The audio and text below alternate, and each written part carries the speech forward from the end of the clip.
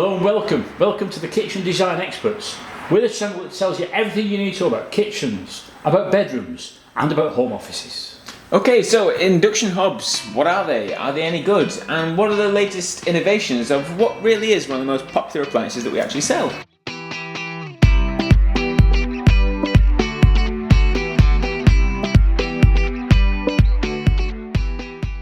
Okay, so just a very brief history about hobs themselves.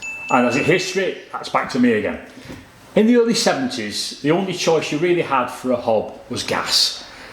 Yes, it was ugly to look at, yes, it was very difficult to keep clean, but it heated things up very quickly and most importantly, it was controllable. Now, it did technically have one rival, and that was the solid plate electric hob. But this hob kind of had the controllability of Bruce Banner's alter ego, just not quite as incredible. So really 95% of hobs that we, or rather he, sold were in fact gas hobs. Then along came the ceramic hob, and by ceramic I'm sure most of you know that's the one that's just flat glass. Now it certainly looks nicer and it's much easier to clean, but back in the 70s, was it any good? Okay, we're back in the 70s, so that's me again. These ceramic hobs, you'll recognise them now as being black glass, but back in those days they were actually white. When they first came out, it was a white glass hob, and that changed pretty quickly because that white started to get stained and eventually turned yellow, brown and pretty horrible within 6 months. So black became the prevalent colour. Now then, were they any good? Well, in actual fact, they just wouldn't hold a candle to gas. In fact, you might have even been better off with a candle, to be honest with you, because the controllability of them was very poor, and that comes down to the way that they actually heat the glass. So basically, in these ceramic hobs, there were coiled elements that were very much like this, but those elements were in fact this long, which took a long time to heat up. And now, obviously, once that was heated, it then took a long time to heat the glass, and then took a long time to heat the pan, and then took a long time to heat whatever was in the pan. So it would eventually get hot, but it would take quite a while. And if you wanted any form of controllability, maybe turn it down a couple of notches, it would happen, but all those things would have to cool down, and it would take about half an hour. So could you make a white sauce with a hob like this?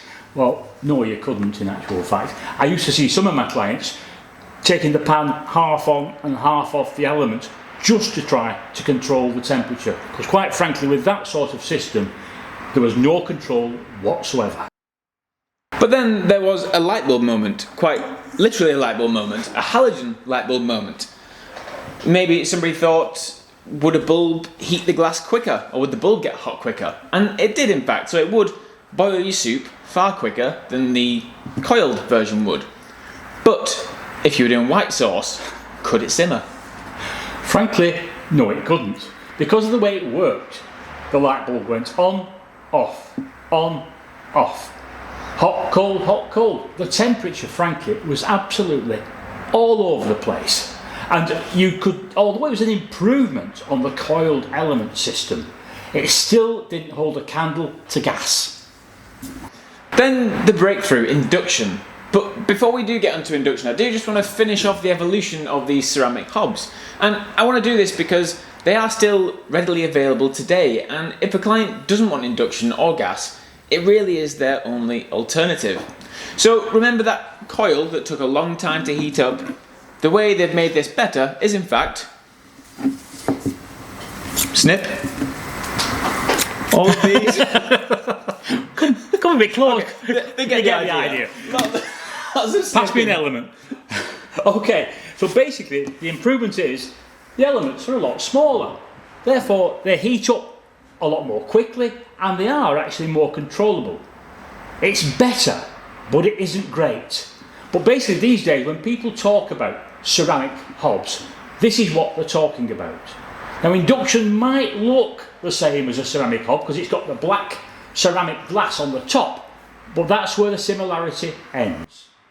So induction, now I'd like to say that the idea of induction was a bit of a eureka moment, but in fact the science behind it had been around since the 50s. Now what did change was that appliance manufacturers started to realise that people were putting more importance into their fitted kitchens, and it might be worth investing in a little bit of research and development. Well, when I was first shown an induction hob, when it was first demonstrated to me back in the early 80s, the gentleman doing the demonstrating quite proudly announced that you could actually put your hand between the hob and the pan and you could still boil the pan. Now, I think there must be a selling point in there somewhere, but please don't try this at home, whatever you do. Now, how does induction actually work? Well, it works by basically creating an oscillating magnetic field sourced from below the glass, which sets up eddy currents that interact with the molecular structure of a ferrous-based pan, thus generating heat. So now you know. But even more basically, the glass doesn't actually get heated itself. The current works directly with the pan. So that means that if you are trying to bring something to boil, it boils much faster than gas would. It's also an awful lot more controllable than the ceramic hob. It's safer because though the glass does get hot, it's only residual heat from the pan. It's not heated itself and therefore not red hot. And as it's not red hot, anything that spills over onto the glass doesn't congeal in a horrible hard blob on the ceramic glass itself. In fact, in the old days when we used to have ceramic hobs, it actually used to come with a razor blade so you could scrape off the incinerated mess that got stuck to your hob. But can it do your fancy white sauce? Oh yes. So, any downsides? Well, yes. Firstly, you need to have ferrous-based pans. Now, they are readily available, but I'm willing to bet that maybe half your pans are already ferrous-based. And you can check this by putting a magnet to them. If it sticks to it, you're ready to go. Now, if you're a Pyrex pan-loving person, then that may not work for you. Obviously, there are other slight problems maybe with induction hobs.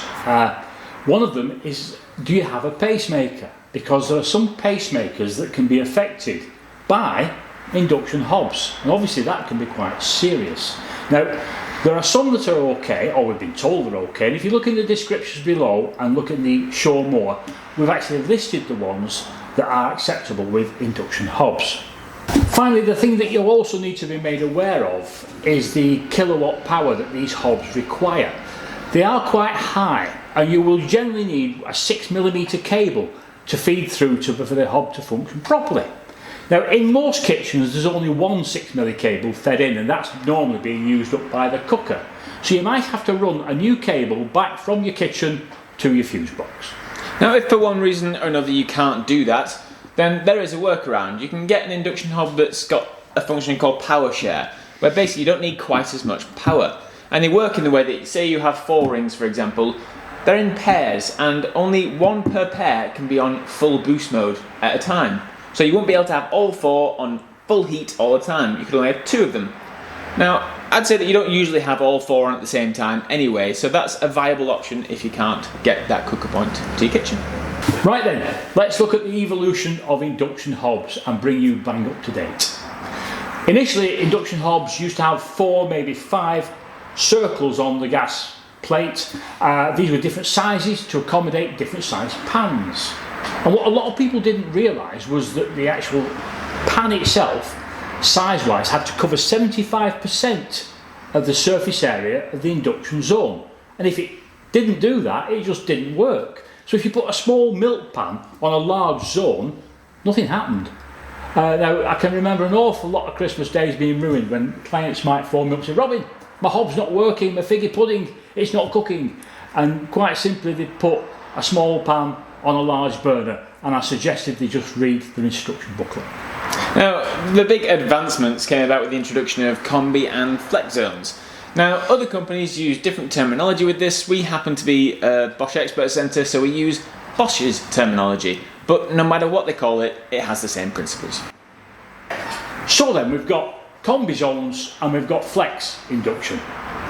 Talking about flex induction, what that basically is, rather than having the smaller individual circles, which are induction plates, you get a full induction surface, usually from the front to the back of the hob. And there might be 2 of these plates, one on the left hand side and one on the right hand side. You can have half flex, where you've got a full flex on the left hand side and 2 circles on the right. but quite frankly, if I were you, I'd go for full flex. One of the main advantages of having this large surface that can be heated is you can start to use larger pans. You can use fish pans, teppanyaki pans, you can use griddles for your steak. It's absolutely fantastic, and I really recommend it. And what you've got to remember is the induction plate will only heat up where the pan is. The rest of the induction surface isn't hot and it won't burn you. So onto combi zones. Well, they're quite similar to flex induction, but just not quite as good. So you still keep your, say, 4 circles, rings on your hob, and you can connect 2 of them now. So you could put a much larger pan on there, and the 2 would heat up at the same time. The downside being, there's obviously a dead zone in the middle that's not heating. So you don't get a uniform heat under the base of the pan. So why would you entertain the idea of a combi zone over a flex? Well, quite frankly, it's cheaper. Alright then, one cool feature that is available on both combi zones and flex zones, and that's something that Bosch call move mode. Now, yeah, as Josh mentioned, other companies will call it different things, don't worry about that, it will be available. But what does it mean to you? Well, basically what you can do, you can set your induction zone to have different temperatures, maybe at the front and at the back. You could be high at the front, medium to low at the back. So if you say you wanted to boil something, bring it to the boil, and then you wanted to go down to a simmer, all you do, you put it on the front of the hob to start with, and then when it's boiled, you simply move the pan to the back, where it will automatically go down to a simmer, and you've not had to mess about with the temperature controls. Now there are some other fancy ways to heat your pans, and one of those is one where the hob itself detects the temperature within the pan and automatically adjusts the temperature to maintain a constant temperature. Again, meaning you don't have to manually do it yourself. Now, there are also other versions that are similar, but say with pan frying, where whether you're reducing a sauce or blasting a steak, it means you can get it perfect every time. There are actually many more features that are available on these hobs. I mean, you can even get your hob to talk to your extractor hood and vary the power of the hood depending on how much steam is coming off your pans. And that actually leads us on to another topic, which is one of the latest developments that you'll start to see on the market, and that is self-venting hobs. Now these are hobs where the actual extractor fan is in the hob itself, and they're becoming ever more popular. But we're not going to talk about those. And that's because we're going to be discussing it in our next video, along with different forms of extraction that are available, especially when you're putting them in a peninsula or an island. And this will include self-venting hobs, which we think are lovely. We do. Now then, I hope we've answered most of your questions about induction hobs. But if we've missed any, or you can think of any more, you know what to do. Just scroll down and pop in the comments box below. Lovely. Thanks for your time, and it's goodbye from him. And it's goodbye from him. Goodbye. Bye.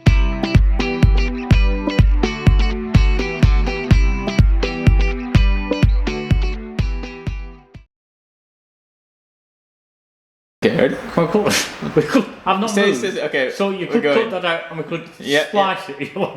Yeah. About bedrooms, and about I got that wrong.